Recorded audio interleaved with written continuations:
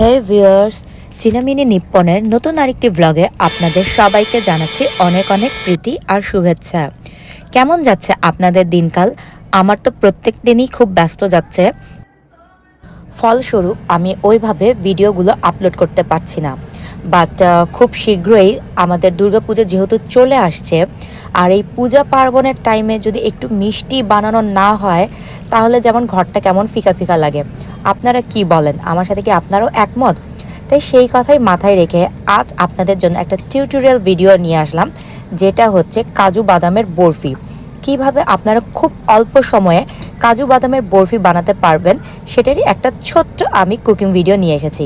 আর এর জন্য আপনারা ভিডিওর প্রথমেই দেখেছিলেন আমি আনসল্টেড কাজু বাদামের একটা প্যাকেট ইউজ করেছিলাম, যেটা জাপানের কসকোতে পাওয়া যায়। সেই বাদামটাকে আমি একটু রোস্ট করে ব্লেন্ডারে ব্লেন্ড করে নিই। আর এরপর তো প্রসেসগুলো আপনারা একের পর এক দেখতেই পারবেন।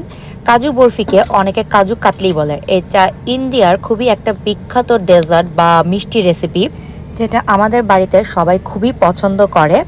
আর সবার একটা ডিমান্ড থাকে কোনো স্পেশাল ওকেশনে এইটা বানানোর।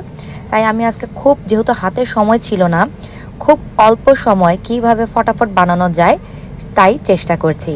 এরপর আমি চিনির শিরা করে সেটা ভালো মতো একতারের মতো আসলে বাদামের যে গুঁড়াগুলো আছে ভালো মতো সেই শিরার সাথে মিশিয়ে নাড়াচাড়া করতে হবে, যাতে প্যানের গায়ে যেটা স্টিকিভাবে লেগে না যায়। যখন এত গা ছাড়া ছাড়া হয়ে আসবে, আমি এই অ্যালুমিনিয়াম ফয়েল দেওয়া ট্রের মধ্যে সব কাজু বাদামের মিশ্রণগুলো ঢেকে নিচ্ছি। আর পুরো বাদামের ব্যাটারটাকে ছড়িয়ে নেব, যাতে সেটা ভালো মতো সেট হয়ে যায়। এরপর আমি এই যে প্লেটটা, এটা কিছুক্ষণ প্রায় 1 ঘন্টার মতো ফ্রিজে রেখে দিয়েছিলাম। আর এই তো এটা খাওয়ার জন্য পুরোই রেডি।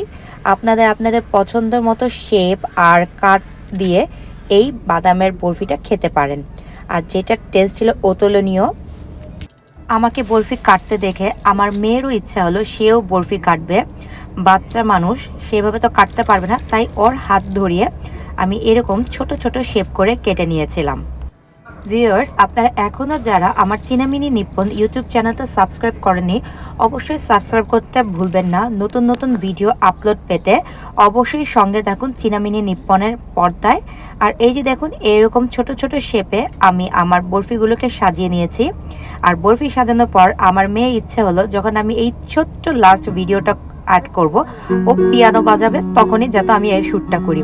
তো সেই মতোই কাজ, পিয়ানো বাজাতে বাজাতে আর পিয়ানো শুনতে শুনতে আমরা খেয়ে নিলাম এই মজাদার সুস্বাদু কাজু কাতলি আর কাজু বরফি। ধন্যবাদ।